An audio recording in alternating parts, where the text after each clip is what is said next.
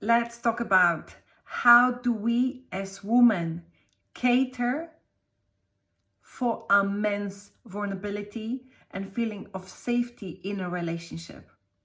I hear so many hurt men struggling to open up in a relationship because of what they have had other women telling them, that they're being too needy, that they're insecure, they're narcissists, or anything else whenever they try to open up.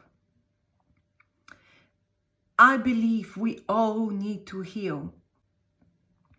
And if we have been raised by fathers who never cried, who's not had those difficult conversations with us, who's not open up, it will be difficult for us to cater to a man who's vulnerable because we've never experienced this, we never seen it. We then believe that men are not to cry, that men are not to open up. And then we often put a man down whenever they try to open up. So how do you, as women, cater to your man's emotional needs? For him to feel safe. And yes, we all hear how badly we need it as women to feel safe in a relationship. And yes, we may need it more than a man, but that does not disqualify men. Men need to know that you are there for them. He needs to know that he has a woman by his side that will go anywhere he goes.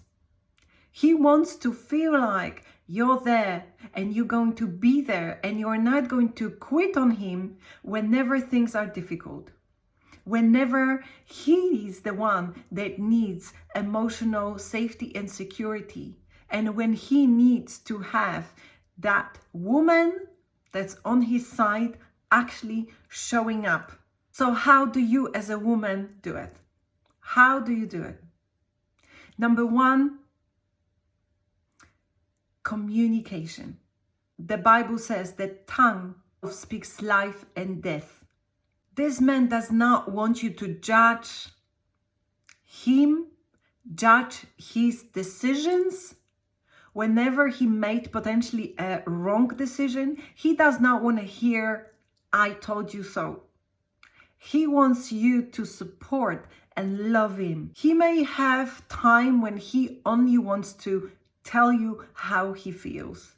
He may not want to just hear judgment, comparison. He may not want to hear you trying to resolve the conflict for him. He only wants to talk. And yes, it will require for him to tell you that, "Babes, I just need you to listen to me today. That's all I need." Be there for him whenever he needs to voice whatever it is that's inside. Come up with initiative. When you see your man struggling and maybe in his thoughts and maybe being a little bit more silent, talk to him in a kind, loving voice. "Babes, how can I help you? Is there something you want to talk to me about? How can I help you right now? What can I do to help you right now? What will make you feel safe, heard?" If we look at numbers, majority of suicides is made by men. That tells us that we have men in our circles, in our families, all around, who struggle to open up. Let's not be the ones who are going to then carry that heavy heart because of what happened to the men in our circles, the men that we know. What we do have to remember is that both of us, men and women, will have things that we may feel we need the other person, the other party to reassure us in. And when a man opens up and talks about the things that he needs to feel reassured by his woman, that does not make him immature. That makes him vulnerable. And we need to protect this vulnerability. This is not the time for us to put this man down.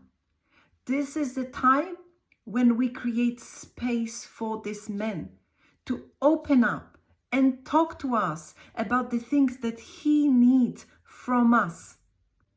You are to pour into your man. And a man needs a woman he feels safe and secure. He wants to know this woman is not going to leave his side whenever things are difficult. Men need to feel safe in a relationship as well. It's not just us as women.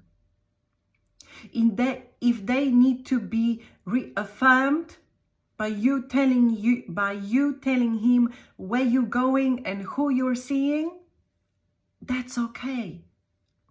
You need to learn to cover him up just as much as you need to be covered by this man.